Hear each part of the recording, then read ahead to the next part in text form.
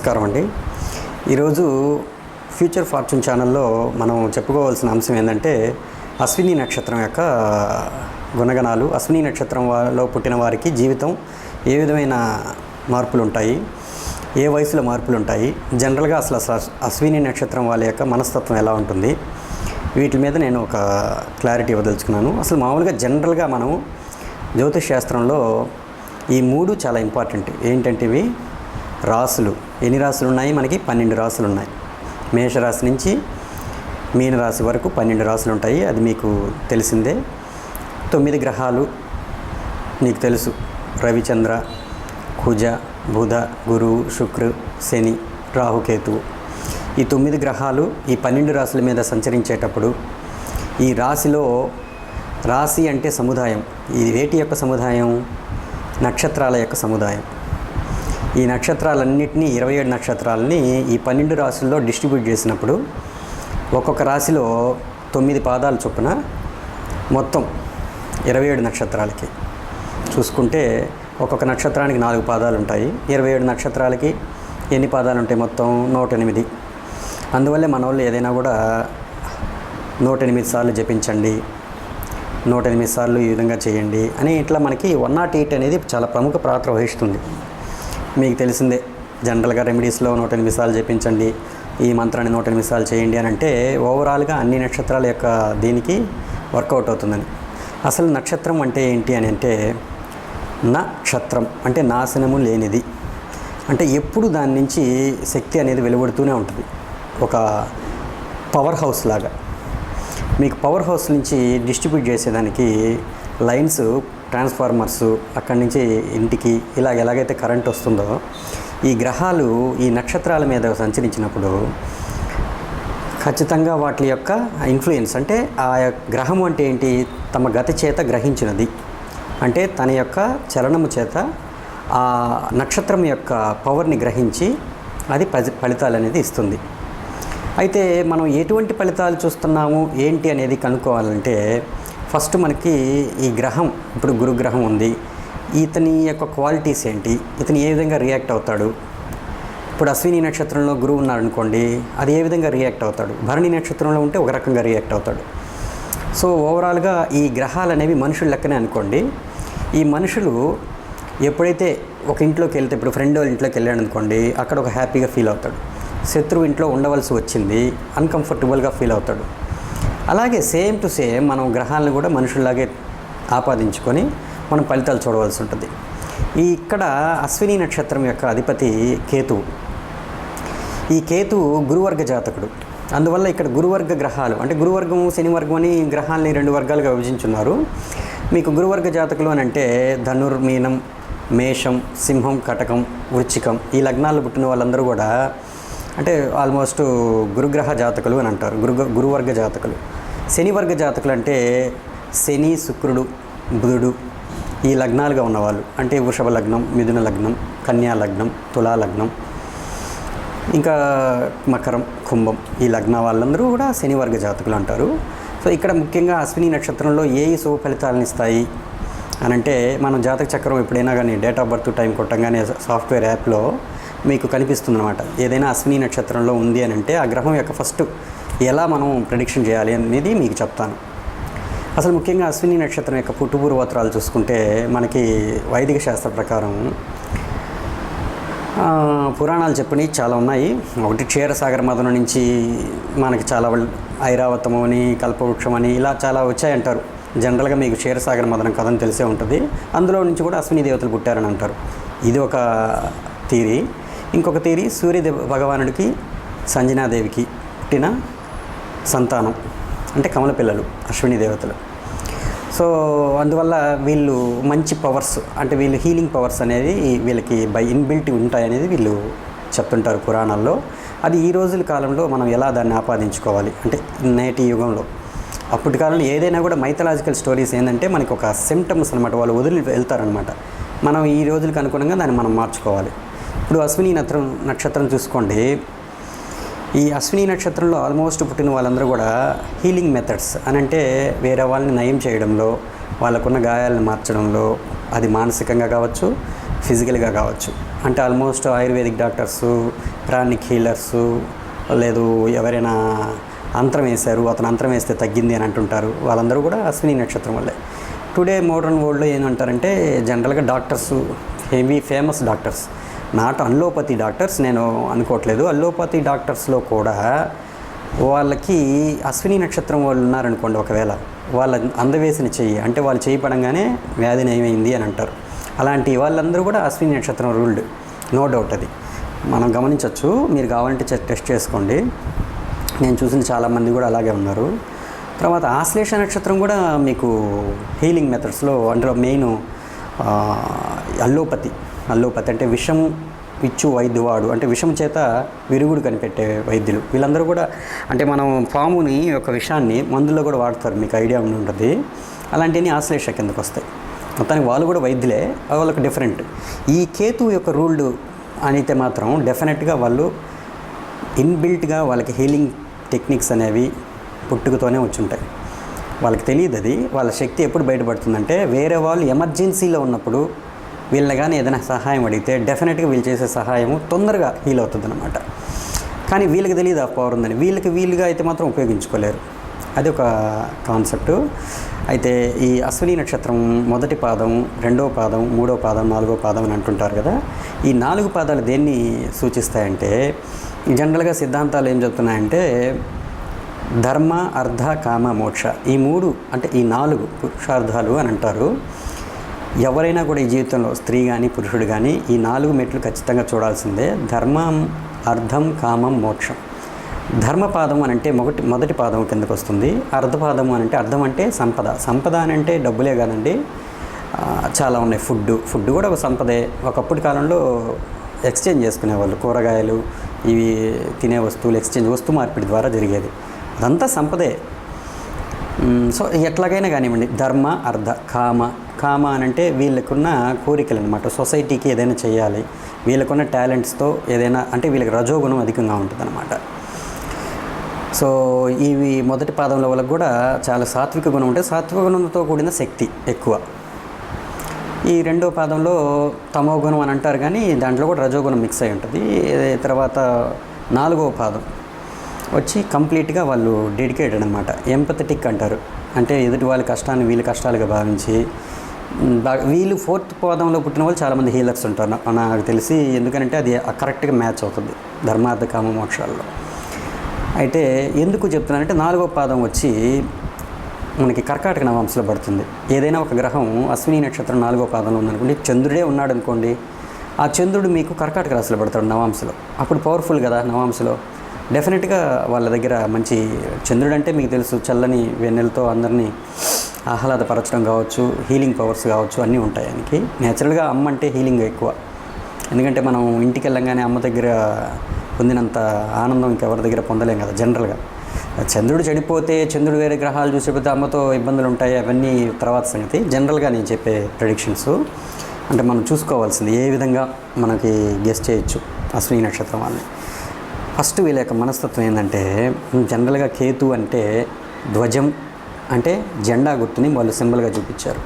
జెండా గుర్తుని ఎక్కడెక్కడ పెడతారో మీకు ఐడియా ఉంటుంది. జనరల్గా ఏదైనా ఒక సాధించి ఒక సామ్రాజ్యం మీద దోపిడీ చేసో లేకపోతే దండయాత్ర చేసో ఆ రాజ్యంలోకి ప్రవేశించి వాళ్ళ జెండా పెడతారు. అంటే విక్టరీకి సింబల్గా పెడతారు. ఎవరైనా ఒక మంచి కొండ మీదకి ఎక్కి బాగా ఎత్తైన ఎవరెస్ట్ శిఖరాన్ని అధిరోహించినప్పుడు వాళ్ళు జనరల్గా ఏంది పోయి అక్కడికి పోయి వాళ్ళ యొక్క దేశం యొక్క జెండాని సింబల్గా నాటుతారు. అలాగా కేతు యొక్క ఎనర్జీ ఎలా ఉంటుందంటే ఆల్రెడీ కంకోడ్ అనమాట. బాగా యుద్ధం చేసి గెలిచిన తర్వాత వచ్చే శక్తి, అలాంటి ఇది ఎలా ఉంటుందో ఆ ఎనర్జీ వాళ్ళలో ఉంటుందన్నమాట పుట్టుకతోనే. అందుకని వాళ్ళు స్వతహాగా ఏది పెద్ద ఇదిగా చూపించాలని ట్రై చేయరు అనమాట. ఇన్బిల్ట్గా ఎమర్జెన్సీ సిచ్యువేషన్స్లో వాళ్ళ శక్తి సామర్థ్యాలు బయటపడతాయి. మిరాకిల్గా అంటే వాళ్ళే ఊహించరు వాళ్ళకి అంత శక్తి ఉందని. సో అట్లాగా కేతు ఏంటంటే ఈ ధ్వజ చిహ్నం అన్నమాట. నేను చెప్పాను కదా జెండా గుర్తని, ఇదొకటి. కుజుడు వచ్చి యుద్ధం చేసేవాడు, కేతు వచ్చి ఆల్రెడీ యుద్ధాన్ని కంఫర్ చేసి సామ్రాజ్యాన్ని స్థాపించినవాడు. సో వీళ్ళిద్దరికి చాలా తేడా ఉంటుంది ఆ రెండింటి పాయింట్లో. అయితే ఈ కేతు అనేది అశ్విని నక్షత్రం కుజరాశిలోనే ఉంది, మేషరాశిలో. అందువల్ల దీనికి ఇంకొంచెం పవర్ ఎక్కువ ఉంటుంది. అయితే అందువల్ల ఇక్కడ కుజుడికి కేతువుకి ఆ గురువర్గ జాతకుడైన గురువుకి ఈ 3 గ్రహాలు, రవి కూడా గురువర్గ జాతకుడే. రవి అక్కడ ఉచ్చస్థితిని పొందుతున్నాడు కాబట్టి డెఫినెట్గా మంచిదే రవి కానీ అక్కడ ఉంటే. అంటే ఈ నెగిటివ్ క్వాలిటీస్ అనేవి ఈ 4 గ్రహాలకి అక్కడ ఆపాదించబడలేదు. శనివర్గ జాతకులు, శనివర్గ గ్రహాలు ఏవైనా వస్తే అప్పుడు కొంచెం కమ్యూనికేషన్ ప్రాబ్లం. ఇప్పుడు బుధుడు ఉన్నాడు అనుకోండి, కొంచెం కమ్యూనికేషన్ ప్రాబ్లం ఉంటుంది వాళ్ళకి, అంటే అప్ టు సర్టన్ ఏజ్ వరకు. మామూలుగా కేతు గ్రహానికి నక్షత్రం యొక్క బ్లెస్సింగ్స్ ఎప్పటి నుంచి అంటే 27th క్రాస్ అయినప్పటి నుంచి 28th నుంచి వాళ్ళకి మంచి బ్లెస్సింగ్స్ ఉంటాయని అంటారు. యాజ్ పర్ రీసెర్చ్ వాళ్ళకి అనుకునింది అదే. అయితే ఎవరికైనా మీరు గమనించుకోండి, కేతు నక్షత్రం ప్రామినెంట్గా ఉండేవాళ్ళు. అంటే ప్రామినెంట్ అంటే నా ఉద్దేశం ఏంటంటే జనరల్గా మీకు లగ్నం యొక్క నక్షత్రం కానీ, లగ్నం యొక్క నక్షత్రం కానీ, చంద్రుడి యొక్క నక్షత్రం కానీ, రవి యొక్క నక్షత్రం కానీ అశ్వినిది అయి ఉండాలి. లేదు లగ్నాధిపతి అయిన అశ్విని నక్షత్రంలో ఉండాలి. లేదు ఆత్మకారక గ్రహం, చాలా ఇంపార్టెంట్ ఇది కూడా. ఆత్మకారక గ్రహం అనేది కూడా ఆ యొక్క నక్షత్రంలో ఉండాలి. అప్పుడు మనకి ఈ అశ్విని నక్షత్రం యొక్క ఎఫెక్ట్ అనేది ఖచ్చితంగా జాతకంలో పనిచేస్తుందని చెప్పచ్చు. మిగతా గ్రహాలు ఉన్నాయి ఏంటి అని రిజల్ట్ అంటే అవి కారకత్వాలు తీసుకోవాలి. ఇప్పుడు కుజుడు ఉన్నాడు, కుజుడు భాతృకారకుడు అంటే సోదరకారకుడు. ఈ తమ్ముళ్ళు వాళ్ళందరూ సిస్టర్స్ కావచ్చు ఎవరైనా కానీ ఈ అశ్విని నక్షత్రం యొక్క పోలికలు కలిగి ఉంటారు. వాళ్ళకున్న ఎనర్జీ లెవెల్స్ ఎలా ఉంటాయంటే నేను చెప్పిన అశ్విని నక్షత్రం యొక్క గుణగణాలన్నీ వాళ్ళలో కనిపిస్తాయి. మనం చెక్ చేసుకోవచ్చు కావాలంటే. సో అంత అక్యురేట్గానే ఉంటాయి చాలా వరకు. మోస్ట్ ప్రాబబ్లీ మెయిన్ క్వాలిటీస్ చెప్తాను. వీళ్ళకి కొంచెం ఫాస్ట్గా మనం ఏదైనా పని చేసేటప్పుడు ఎక్కువగా దూకుడుతనం అని అంటారు కొంతమంది. వీళ్ళకి తొందర ఎక్కువ, ఫాస్ట్గా నిర్ణయాలు తీసుకుంటాడు, కొంచెం వెనక ముందు ఆలోచించడు. ఏదైనా అనుకున్నాడంటే జరిగిపోవాలా అని కొంతమంది అంటుంటారు చూసారా.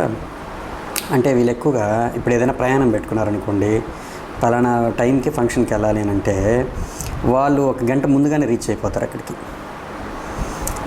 అంత ఫాస్ట్గా ఉంటారు. ఎర్లీ మార్నింగ్ లేసేస్తారు, స్నానం చేసేస్తారు. ఎక్కువగా లగేజ్ కూడా ఎక్కువ పెట్టుకోరు, ఎందుకంటే వాళ్ళకి లైట్. ఇప్పుడు గుర్రం అనేది మీకు అశ్విని నక్షత్రం యొక్క సింబల్ ఏంది? గుర్రమే కదా. గుర్రం బరువులు ఎక్కువ మోయదు, ఫాస్ట్గా పని చేసేదానికి, ఫాస్ట్గా పరిగెత్తేదానికి ఉన్నట్టు లగేజ్ ఎక్కువ మోయలేదు. అదే ఎద్దు అనుకోండి, వృషభం లగేజ్ ఎక్కువ మోస్తుంది కానీ స్లోగా వెళ్తుంది. అలాగే ఈ రెండింటికి డిఫరెన్స్ ఇదే, మీరు గమనించండి. ఈ అశ్విని నక్షత్రం వాళ్ళు జనరల్గా ఎక్కడికైనా ట్రిప్స్ వెళ్ళాలన్నప్పుడు వెంటనే 2-3 జతలు పెట్టుకొని చిన్న బ్యాగ్ పెట్టుకొని వెళ్ళిపోతూ ఉంటారు. ఫాస్ట్గా లేచేస్తారు, స్నానం చేస్తారు. ఆ రోజు పని పెట్టుకున్నారంటే ప్రయాణాలు అంటే ఎక్కువగా. అయితే ఈ ఎలాంటి వాళ్ళంటే వీళ్ళు ఈ ట్రావెల్ ప్లేసెస్ అంటారు. అంటే 3వ ఇల్లు, 9వ ఇల్లు, 12వ ఇల్లు, ఈ 3, 9, 12 స్థానాలు అంటే ఆ భావాల యొక్క అధిపతులు కానీ, ఆ భావాలు కానీ అశ్విని నక్షత్రంలో ఉంటే, ఇప్పుడు అక్కడ ఏదైనా గ్రహం లేదనుకోండి కానీ అశ్విని నక్షత్రం ఎలా మీకు రూల్ అవుతుందంటే, ఇప్పుడు ఒక ఎగ్జాంపుల్ చెప్తాను మీకు. కుంభలగ్నం ఎవరైనా కానీ 1 డిగ్రీ నుంచి 13 డిగ్రీల 20 నిమిషాల వరకు పుట్టుంటే, ఆ డిగ్రీలో పుట్టుంటే 3వ ఇల్లు కూడా అశ్విని నక్షత్రం కిందకు వస్తుంది. అంటే మేషరాశి వచ్చి 3వ ఇల్లు అవుతుంది. అక్కడ ఏ గ్రహం లేకపోయినా కూడా వీళ్ళు ట్రావెల్స్లో వీళ్ళు చేసే నిర్ణయాలు ఇలాగే ఉంటాయని మనం కనుక్కోవచ్చు. అంటే ఆ భావం యాక్టివేట్ అవుతుంది, ఎందుకంటే ఈ లగ్నం వచ్చి ఈ డిగ్రీలో ఉంది కాబట్టి అది కూడా అక్కడ అంతవరకు యాక్టివేట్ అవుతుంది, నో డౌట్ అది. సో అందువల్ల మీరు అలా తీసుకోవచ్చు. ఈ ట్రావెల్ ప్లేసెస్ కూడా ఇప్పుడు 9వ ఇల్లు అన్నాను. 9వ ఇల్లు సింహ లగ్నానికి వస్తుంది, మేషం. సో మేషంలో ఇప్పుడు సింహ లగ్నం ఎవడైనా కానీ 1 డిగ్రీ నుంచి 13 డిగ్రీల 20 నిమిషాల లోపల లగ్నం కానీ ఉంటే 9వ ఇల్లు యాక్టివేట్ అవుతుంది. సో వాళ్ళకు కూడా జర్నీస్. సో మీకు 3వ ఇల్లు అంటే షార్ట్ జర్నీస్, 9వ ఇల్లు అంటే లాంగ్ జర్నీస్, 12వ ఇల్లు అంటే ఫారిన్ జర్నీస్. సో ఇట్లా తెలుసు కదా మీకు ట్రావెల్ ప్లేసెస్. సో వాళ్ళంతా ఏంటంటే చాలా ఫాస్ట్గా వెళ్ళిపోతారు, కరెక్ట్గా టైంకి ఇంకా 1 గంట ముందరే ఉంటారు. ఏంటి అంత తొందర ఎందుకు వెళ్దానంటే నాకు అలాగే అనిపిస్తుంటుంది, ఎప్పుడు టైంకి ఉండాలని అనుకుంటుంటారు. ఇదంతా ఏంటంటే వాళ్ళకి బై బర్త్డే వచ్చేసి ఉంటాయి, వాళ్ళకి ఆ ఇన్బిల్ట్ క్వాలిటీ లోపల సోల్. ఈ అశ్విని నక్షత్రం కొన్న ఇదేంటంటే అప్పటి కాలంలో అసలు గుర్రం సింబల్ ఏంటండి మీకు అప్పుడు చెప్పుంటారు రాజులు. ఏదైనా ఒక ఉత్తరం చేరవేయాలన్నా, లేదైనా ఒక వైద్యుడిని తీసుకురావాలన్నా రాజ్యానికి, ఏదైనా అర్జెంటుగా పంపించాలన్నా గుర్రాలనే వాడేవారు. సో అంత ఫాస్ట్, అంత అక్యురేట్గా టైంకి రీచ్ అవ్వాలంటే గుర్రమే మనకి సాధనంగా ఉపయోగపడింది. అందువల్ల అశ్విని నక్షత్రం వాళ్ళు టైంకి కంపల్సరీగా చేయాలనుకుంటారు ఏ పనైనా. చాలా వరకు ఫాస్ట్గానే ఉంటారు. అయితే శని ఈ నక్షత్రంలో ఉన్నాడు అనుకోండి, ఏమవుతుంది? అన్కంఫర్టబుల్గా ఫీల్ అవుతాడు. ఎందుకు? శని నిదానస్తుడు. మామూలుగా ఆయన యొక్క తత్వం ఏంటి? నిదానం, స్లో అండ్ స్టడీ. ఇది ఫాస్ట్. అందువల్ల ఇక్కడ అన్కంఫర్టబుల్గా ఫీల్ అవుతాడు. సో శని కర్మకారకుడు కాబట్టి వీళ్ళు ఒక్కోసారి వీళ్ళు చేసే కర్మలు బయట ఎంక్వైరీ చేయకుండా కానీ త్వరగా అంటే దాన్ని దుడుకు చర్యలు అంటారు చూసారా, అట్లా ఏదైనా తెలియకుండా చేశారనుకోండి ఇబ్బంది పడే అవకాశం ఉంటుంది. వీళ్ళు చేసే ప్రొఫెషన్లో కానీ వృత్తిలో కానీ వ్యాపారంలో కానీ శని అశ్విని నక్షత్రంలో ఉన్న వాళ్ళు డెఫినెట్గా వాళ్ళు సలహా తీసుకొని కొంచెం స్లో అండ్ స్టడీగా ఆలోచించి పని స్టార్ట్ చేయాల్సి ఉంటుంది.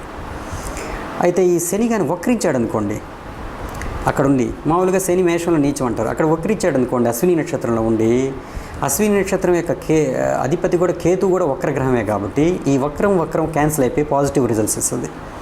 ఇది మీరు గమనించవచ్చు. కావాలంటే ఎవరైనా జాతకంలో చూడండి, వాళ్ళు శని ఎలాగైతే దాంట్లో వక్రంలో ఉన్నాడంటే అశ్విని నక్షత్రంలో ఫస్ట్ నెగిటివ్ రిజల్ట్స్ ఇచ్చినట్టే ఇచ్చి ఫైనల్గా గుడ్ రిజల్ట్స్ ఇస్తాడు. ఇది నేను చాలామంది జాతకాల్లో చూశాను. చాలా గొప్ప జాతకాలు అంటే మంచి మల్టీ మిలియనీర్స్ అలాంటి వాళ్ళ జాతకాలు కూడా అలాగే ఉంటాయి. అయితే అందరూ అనుకుంటారు ఏందబ్బా ఇతను పడిపోయాడేమని, కానీ చివరికి మాత్రం మంచి ఫలితాలు ఇస్తాడు శనిదేవుడు. భరణి నక్షత్రంలో కూడా శనిదేవుడు చాలా అద్భుత ఫలితాలు ఇస్తాడు. ఎందుకంటే భరణిలో ఉంటే నవాంశలో ఆయన తులనవాంశలోకి వచ్చేస్తాడు, ఉచ్చ స్థితికి వచ్చేసి ఉంటాడు. అంటే ఫస్ట్ పార్ట్ లైఫ్లో కావచ్చు లేకపోతే ఆఫ్టర్ 35 కావచ్చు మీకు శని మంచి ఫలితాలు ఇస్తాడని మనం ఖచ్చితంగా చెప్పచ్చు. ఆ విధంగా అశ్విని నక్షత్రంలో మనం ఏదైనా సరే అశ్విని నక్షత్రం వాళ్ళు జనరల్గా ఇప్పుడు అశ్విని నక్షత్రం లగ్నంలో ఉందనుకోండి, వాళ్ళ కుటుంబంలో ఇతని యొక్క క్యాడర్ కావచ్చు, ఇతని యొక్క ఫేమ్ కావచ్చు, ఇతను కొత్తగా ఏదో చేసి గుర్తింపు పొందుతాడు. వాళ్ళందరూ ఒక కుటుంబం అంతా ఒక వ్యాపారం చేస్తుంటే ఇతను మాత్రం వెరైటీగా ఏదైనా గవర్నమెంట్ ఉద్యోగం స్టార్ట్ చేసో లేదు డిఫరెంట్ ప్రొఫెషన్లో ఇతను రైజ్ అవ్వడం అనేది జరగద్ది. డెఫినెట్గా గుర్తింపు అనేది ఉంటుంది. ఎందుకంటే అశ్విని నక్షత్రం అనేది ఏదైనా ఇనీషియల్గా స్టార్ట్ చేసేదానికి ఇంపార్టెన్స్. అంటే మేషరాశి అంతే అండి. మేషరాశి అనేది ఎక్కడ పడితే అక్కడ ఆ భావానికి సంబంధించి కొత్తదనం అనేది జీవితంలో వాళ్ళు స్టార్ట్ చేయడం జరిగింది. ఇప్పుడు కర్కాటక లగ్నం వాళ్ళు అనుకోండి, మేషం వచ్చి 10వ ఇల్లు పడుద్ది. వీళ్ళు డెఫినెట్గా వీళ్ళు చేసే ప్రొఫెషను వాళ్ళ కుటుంబ వాతావరణానికి డిఫరెంట్గా వీళ్ళు ఎదుగుతారు. జన్మస్థానం నుంచి దూరంగా వెళ్ళి ఎదగడం, అయితే కొత్తగా ఏదో స్టార్ట్ చేయడం, ఇలాంటివన్నీ కూడా కర్కాటక లగ్నం వాళ్ళకి కానీ రాశి వాళ్ళకి కానీ చూసుంటాం మనం. అవి ఎందుకనంటే దాని యొక్క పవరే అది, ఏదైనా కొత్తగా స్టార్ట్ చేయాలన్నా. అందుకని అశ్విని నక్షత్రం రోజు కేశఖండన, కొత్తగా పుట్టుకు వెంట్రుకలు తీయడము, జనరల్గా ఏదైనా స్టడీ మనం ఏదైనా చదవాలి అలాంటప్పుడు కూడా అశ్విని నక్షత్రం రోజు కానీ మనం స్టార్ట్ చేసామంటే తొందరగా గ్రాస్పింగ్ ఉంటుంది మనకి.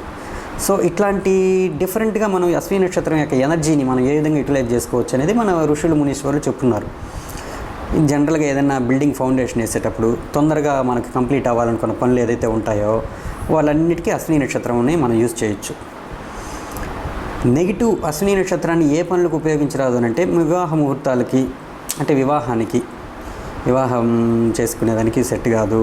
కంప్లీషన్ ఆఫ్ ఎనీ వర్క్ అంటే తొందరగా కంప్లీట్ చేయాలనేది కాకుండా కొన్ని పనులు అంటే డిమాలిషింగ్ వర్క్స్ అంటారు, ఏదైనా అలాంటి వాటికి ఇలాంటి అశ్విని నక్షత్రం యొక్క ఎనర్జీ సెట్ కాదు.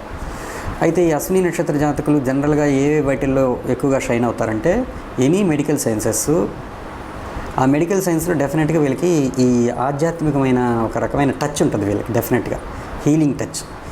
అలాంటి కోర్సెస్ ఏదైనా ఆయుర్వేదం కావచ్చు, మనకి చాలా ఉన్నాయి విద్యలు. ఆ విద్యలు అన్ని పరవిద్య అంటారు. ఏదైనా శక్తితో మాట్లాడి హీల్ చేయడం కావచ్చు, టెలిపతి కావచ్చు, క్లారేడియన్స్ కావచ్చు, డిఫరెంట్గా ఉన్నాయి మన దగ్గర. అలాంటివన్నిటికీ కేతువే రూల్ చేస్తాడు జనరల్గా. అందువల్ల జాతకంలో ఒకవేళ అశ్విని నక్షత్రంలో ఏదైనా గ్రహం ఉండి కేతువు కానీ మంచి పొజిషన్లో ఉంటే డెఫినెట్గా వాళ్ళు ఆ ఫీల్డ్లో షైన్ అవుతారు. అయితే వీళ్ళకంటూ ఒక మార్క్ అనేది డెఫినెట్గా ఉంటుంది.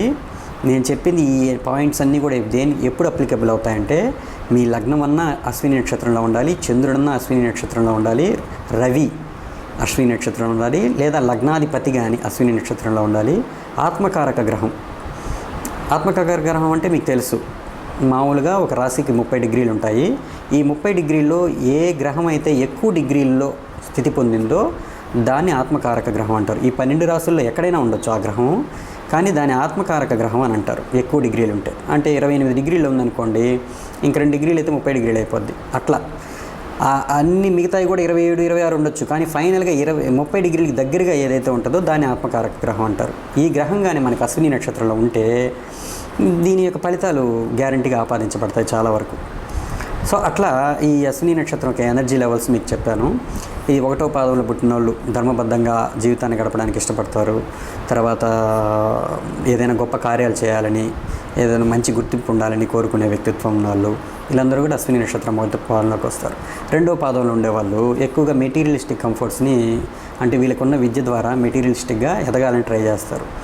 అది మెడిసిన్ కోర్సులు చేసినా కానీ, హాస్పిటల్స్ క్లినిక్స్ పెట్టడం, మెడికల్ షాప్స్ పెట్టడం, తర్వాత ఆయుర్వేద వైద్యశాల పెట్టడం, వీళ్ళందరూ కూడా 2వ పాదం కిందకు వస్తారు. అంటే తనకున్న విద్య ద్వారా ధనాన్ని కూడబెట్టడం. మూడో వ్యక్తులు ఏంటంటే ఎక్కువగా కమ్యూనికేటర్స్ అన్నమాట. అంటే ట్రాన్స్పోర్ట్ బిజినెస్, ఇక్కడి నుంచి అక్కడికి మందులు చేరవేయడం, తర్వాత ఆన్లైన్ కన్సల్టేషన్స్ ఇవ్వడం ఎక్కువగా 3వ పాదం వాళ్ళు. ఎందుకంటే అది వాయుతత్వం కదా. 3వది అంటే జనరల్గా మీకు ధర్మ అర్థ కామస్థానాలన్నీ కూడా వాయుతత్వ రాశులే. అందువల్ల అలాగా వాయుతత్వంలో ఉన్న వాళ్ళందరికీ కూడా జనరల్గా ఇవి ఆపాదించబడతాయి. అంటే ఎక్కువ కమ్యూనికేషన్తో లింక్ అయి ఉండే బిజినెసెస్, ఎనీథింగ్ ఏదైనా కానీ అది అశ్విని నక్షత్రం 3వ పాదంలో కలిసి వస్తుంది. అంటే ఇవన్నీ ఎందుకు చెప్తున్నానంటే మీరు ఏ పాదంలో పుట్టారో మీరు చూసుకొని, మీకు ఏ విధమైన టాలెంట్ ఉన్నాయో మీరు రికగ్నైజ్ చేసుకొని ఆ ఫీల్డ్లో ఎంటర్ అవుతారని. తర్వాత మీరు జాతక చక్రం చూసుకొని ఏ దశ జరుగుతుంది, దీనికి ఆ ఎనర్జీకి కరెక్ట్గా మ్యాచ్ అవుతుందా లేదా, ఇవన్నీ కూడా మనం గమనించాల్సి ఉంటుంది. తర్వాత 4వ పాదం అని అనుకోండి, డైరెక్ట్గా హీలింగ్ మెథడ్స్ ఎక్కువగా తెలిసిన వాళ్ళు, వాళ్ళ టచ్తోనే జనరల్గా, అంటే కొంతమంది ఇప్పుడు మదర్ తెరీసా గారు కావచ్చు, లేకపోతే కొంచెం వాళ్ళకి ఎక్కువగా ఎంపథెటిక్ అనమాట. వాళ్ళ యొక్క ఫీలింగ్స్తోనే వాళ్ళు ఎదుటి వాళ్ళ యొక్క చెడుని పోగొట్టేస్తారు. మీరు చూసుంటారు కొంతమంది గురువులు మన తల మీద చేయబెట్టగానే ఒక ప్రశాంతమైన ఒక భావం అనేది మనలో ప్రవేశిస్తుంది. ఆ నెగిటివిటీ అంతా వాళ్ళ యొక్క టచింగ్తోనే పోగొడతారు. అటువంటి గొప్ప పాదం అది అశ్విని నక్షత్రం 4వ పాదం. అన్నిటికీ పాజిటివ్ నెగిటివ్ ఉన్నట్టే దీంట్లో నెగిటివ్ ప్లానెట్స్ ఉన్నాయనుకోండి, అంటే వాటికి సంబంధం లేకుండా ఇప్పుడు శని ఉన్నాడు, బుధుడు ఉన్నాడు, లేకపోతే మీకు శుక్రుడు కూడా, మనం ఇప్పుడు శుక్రుడు కేతు నక్షత్రంలో ఉన్నాడు అనుకోండి, కేతువు తొందర ఎక్కువగా. శుక్రుడు అంటే రిలేషన్షిప్స్. సో ఈ రిలేషన్షిప్స్ విషయంలో వీళ్ళు తొందరపడి ప్రేమించడం, తర్వాత ఫెయిల్ అయిపోవడం, సో అట్లా మల్టిపుల్ అఫైర్స్ పెట్టుకోవడం, ఇలాంటివన్నీ కూడా కొంచెం నెగిటివ్ క్వాలిటీస్గా చెప్పొచ్చు. అందుకని వీళ్ళు ఏంటంటే గైడెన్స్ తీసుకోవాలి డెఫినెట్గా. అందుకని జ్యోతిష్యంలో ఇవన్నీ ఎందుకంటే మనం అర్థం చేసుకోవడం, మన జీవితంలో మన గ్రహాలు ఈ నక్షత్రంలో ఉంటే ఎటువంటి జాగ్రత్తలు తీసుకోవాలనేది మనం తెలుసుకోవడం అనమాట. సో మీరు సరైన కన్సల్టెన్సీ తీసుకొని మీ యొక్క ఏదైతే నెగిటివిటీ ఉందో వాటి గురించి మీరు కరెక్ట్గా గైడెన్స్ తీసుకోవడం మంచిది. అయితే జనరల్గా అశ్విని నక్షత్రానికి రెమెడీస్ ఏం చెప్తారు అని అంటే, కేతువు అధిదేవత వచ్చి గణపతి దేవుడిని సింధూరంతో పూజించడం. అంటే అది ఉగ్రరూపం కదా. అశ్విని నక్షత్రం కేతువు ఒక్కోసారి కోపం విపరీతంగా ఉంటుంది, కొంతమంది నెగిటివ్ క్వాలిటీస్ ఉంటాయి. సో వాళ్ళు కూల్ అవ్వాలన్నా సింధూరం ధరించడం చాలా మంచిది అని అంటారు. సో అదొక మంచి రెమెడీ. గణపతి హోమం చేసుకోవడం, మంగళవారం రోజు గణపతిని ఆరాధించడం, గణపతి హోమం చేసుకోవడం. తర్వాత కేతువుకి వచ్చి ఉలవల్ని మనం, అది అగ్నితత్వ రాశి కాబట్టి ఉలవల్ని హోమగుండంలో వేయడం. అంటే హోమగుండం అంటే మీకు తెలుసు దుని అని అంటుంటారు మామూలుగా, ఆ దునిలో వేసేయడం, ఒక ఎర్రగుడ్డలో కట్టి. ఎర్రగుడ్డ అంటే ఎరుపన్ని ఎందుకన్నానంటే కుజుడు యొక్క రాశి కాబట్టి. ఓకే, ఆ ఎర్రగుడ్డలో ఈ ఉలవలు కొంత, అది 1/2 కిలో కావచ్చు, 1/4 కిలో కావచ్చు, మొత్తానికి తీసుకొని అవి ఒక మూటగా కట్టి మనం ప్రదక్షిణలు చేసి, లాస్ట్ ప్రదక్షిణప్పుడు అంటే 7 కేతువు కంటే 7 ప్రదక్షిణలు చేయండి, లేదు 9 చేసుకోండి. జనరల్గా 9 సంఖ్య ప్రిఫరబుల్. చేసిన తర్వాత ఆ యొక్క మూటని మనం హోమగుండంలో వేసేయడం దునిలో. అంతటితో మనకి నెగిటివిటీ అంతా పోద్ది అంటారు. అది ఆరోగ్యపరంగా నేను చెప్పేది. ఇది మానసిక పరంగా అంటే మీరు అది చేసిన తర్వాత డైరెక్ట్గా దేవుడే ఆటోమేటిక్గా మీకు ఒక దారి చూపిస్తాడు. జనరల్గా వీళ్ళకి హీలింగ్ పవర్స్ అనేది, ఇప్పుడు బుధుడు ఉన్నాడు అనుకోండి కేతు నక్షత్రంలో, ఒక ఫ్రెండ్ ద్వారా తెలిసిన డాక్టర్ వల్ల, బుధుడు అంటే స్నేహితులు, మేనమామ మీకు ఏదైనా జబ్బు ఉందనుకోండి, ఒకవేళ సడన్గా మీ మేనమామ వచ్చి కానీ లేదా ఫ్రెండ్ వచ్చి కానీ పలానా డాక్టర్ అయితే బాగా చేస్తాడంట నేను విన్నానంటారు, దెన్ మీరు కంటిన్యూ అవ్వచ్చు, అతను చెప్పింది నమ్మచ్చు. అలాగా ఈ కేతు నక్షత్రంలో ఏ గ్రహం ఉంటే దాని యొక్క కారకత్వం వాళ్ళు మన జీవితంలోకి వచ్చి సలహా ఇవ్వడం జరగద్ది మనకి బాగలేనప్పుడు. అది మనం రికగ్నైజ్ చేసుకోవచ్చు. చాలామందికి ఇలాగే జరుగున్నాయి, నేను చూస్తున్నాను. సో అదొక టెక్నిక్. సో ఈ కేతు యొక్క నక్షత్రంలో ఇంకేదైనా నెగిటివిటీ ఉంది అనే పాయింట్ పక్కన పెట్టేయండి. ఎందుకంటే కేతువు అశ్విని నక్షత్రం జనరల్గా 3 ఆస్పెక్ట్స్. ఆ మిరాకిల్ అనే పదం నేను చెప్పగలను. ఎందుకంటే ఒక్కోసారి మిరాకిల్గా వీళ్ళకి హీలింగ్ జరుగుతాయన్నమాట. చచ్చి బతికాడరా అంటారు చూసారా, ఇలాంటి వాళ్ళే కొంతమంది. ఎందుకనంటే వాళ్ళకి ఆ ఎనర్జీ లెవెల్స్ ఉంటాయి. సో మీరు గమనించవలసింది ఈ రెండిట్లో అదేనండి. ఇంతకు మించి కేతుకు సంబంధించిన ప్లానెట్స్ ఈ కేతు గ్రహానికి మనకి హస్తరేఖల ప్రకారం చూస్తే కేతు గ్రహం యొక్క స్థానం అరచేతిలో శుక్రగ్రహానికి చంద్రగ్రహానికి మధ్యలో ఉంటుంది. అంటే ఈ మణిబంధన రేఖలు అంటారు చూసారా, ఈ మణిబంధన రేఖలకి ఈ చంద్రుడికి ఈ మధ్య భాగాన్ని కేతు అని అంటారు. జనరల్గా లైఫ్ లైను అక్కడ ఎండ్ అయిన వాళ్ళు చాలామంది లోన్లీగా చనిపోతారు. అంటే లాస్ట్లో ఎవరు వాళ్ళకి చుట్టుపక్కల బంధువులు ఉండరు, ఆశ్రమాలకు జీవితం గడిపి చనిపోతుంటారు. అది కేతు స్థానం. కేతు అంటే ఒంటరివాడు. సో మనం అట్లా కనిపెట్టవచ్చు, వీళ్ళ ఎండింగ్ ఆఫ్ ది లైఫ్ కుటుంబంతో చనిపోతారా లేకపోతే ఒంటరి జీవితం గడుపుతూ చనిపోతారా అనేది కంపల్సరీగా మనం కనిపెట్టేయచ్చు, ఈ జీవిత రేఖ ఎక్కడ సమాప్తం అవుతుందో. సో అదొక టెక్నిక్ అనమాట. కేతు అనేది అక్కడ ఏదైనా మంచి సింబల్స్ ఉన్నాయనుకోండి, ఏదో ట్రయాంగిల్ కానీ, కేతు అంటే మళ్ళీ వారసత్వ ఆస్తులు కూడా వస్తుంది. అక్కడ ట్రయాంగిల్ ఉందనుకోండి, ఏదో వారసత్వ ఆస్తు వీళ్ళకి వస్తుంది అని చెప్పచ్చు. కేతు బాగున్నాడా లేదా అని చెప్పేదానికి చేతిలో కానీ ఒకవేళ జెండా గుర్తుందనుకోండి, డ్యామ్ షూర్గా వాళ్ళ జాతకంలో కేతువు బ్రహ్మాండంగా ఉన్నాడని అర్థం. నేను చూస్తున్నాను చాలామందిని, జెండా గుర్తున్న వ్యక్తికి కేతు బలంగా ఉన్నాడు, వాళ్ళ యొక్క ఒక ఎడ్యుకేషన్ ఇన్స్టిట్యూట్ పెట్టి అతను పెద్ద సామ్రాజ్యత నేతలాగా కొన్ని స్కూల్స్కి హెడ్ అనమాట. అతనికి చాలా ల్యాండ్స్ ఉన్నాయి. సో అట్లా ఏదో వాళ్ళకంటూ ఒక చూజన్ ఫీల్డ్లో వాళ్ళొక షైనింగ్లో ఉంటారనమాట. డెఫినెట్గా వాళ్ళు ఏ ఫీల్డ్ చూస్ చేసుకున్నా దాంట్లో కొంచెం గుర్తింపు ఉంటుందన్నమాట. అది కేతు బాగుంది అనడానికి చిహ్నం. ఈ అశ్విని నక్షత్రం వాళ్ళు మంచి స్థాయిలో ఉన్నారంటే డెఫినెట్గా ఈ సింబల్స్ ఉంటాయి చేతిలో. మీరు అదే గుడ్డి గుర్తు, మీరు కావాలంటే చూడండి. ఇవన్నీ నా రీసెర్చ్లో భాగము. దీంట్లో ఒక పెక్యులర్ స్టేట్మెంట్స్ ఉన్నాయి. జనరల్గా ఏంటంటే వీళ్ళు ఇప్పుడు మకర లగ్నం వాళ్ళు తీసుకోండి. మకర లగ్నం వాళ్ళు 1 డిగ్రీ నుంచి 13.5 డిగ్రీ లోపల లగ్నంగా ఉంటే 4వ ఇల్లు వచ్చి మేషం అవుతుంది. అక్కడ ఒక వ్యక్తికి కేతు ఉన్నాడు అనుకోండి, వీళ్ళ ఇంట్లో ఎక్కువగా గణపతి విగ్రహాలు అనేవి బొమ్మలు ఉంటాయి. డిఫరెంట్ గణపతి విగ్రహాల బొమ్మలు. ఎందుకంటే వాళ్ళు షో ఆఫ్ చేయడానికి చూస్తారనమాట. పబ్లిక్ అటెన్షన్ కావాలి, నా దగ్గర ఈ కలెక్షన్ ఉంది అని చెప్పేసి. అది 4వ ఇల్లు కాబట్టి గృహము. అది 5వ ఇల్లు అనుకోండి, అంటే ధనుర్ లగ్నానికి మేషరాశి వచ్చి 5వ ఇల్లు అవుతుంది. అక్కడేమవుతుంది, వాళ్ళ యొక్క టాలెంట్స్, మెరిట్స్, మెడల్స్ ఇవి చూపించుకుంటారనమాట. నేను ఇది చదివాను, ఈ డిగ్రీ చదివాను, నాకు ఈ మెడల్ వచ్చింది, అవన్నీ ఇంట్లో తగిలించుకొని ఉంటారు. వీళ్ళ యొక్క పట్టాలు ఇవన్నీ కూడా డెఫినెట్గా ఇవన్నీ చూస్తున్నాను.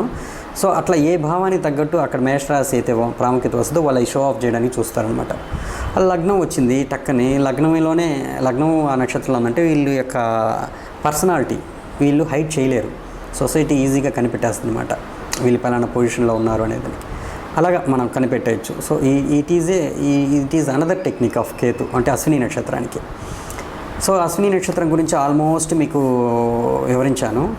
ఇందులో మీకు ఏదైనా డౌట్స్ ఉంటే అశ్విని నక్షత్రం యొక్క ఉపయోగాలు, అంటే దానికి ఉన్న ఎనర్జీ లెవెల్స్ ఏంటి, అవి ఏ విధంగా ఉపయోగపడతాయి మనకి లైఫ్లో, నిత్య జీవితంలో నెగిటివ్ అయితే ఎలా తీర్చేసుకోవాలి, అంటే తొలగించుకోవాలి, ఈ ఎనర్జీని ఏ విధంగా యూజ్ చేసుకుంటే మంచి, అంటే కరెక్ట్గా అనుకూలమైన జీవితాన్ని మనం గడపగలం అనే దాంట్లో మీకు ఎక్స్ప్లెనేషన్ ఇచ్చాను. మీకు ఏదైనా డౌట్స్ ఉంటే కామెంట్స్ రూపంలో పెట్టండి. ఆల్మోస్ట్ చెప్పినట్టేనండి. ఓకే, నెక్స్ట్ నక్షత్రం నేను భరణి నక్షత్రం గురించి వివరిస్తాను. నమస్కారం అండి, మీ రాజేష్.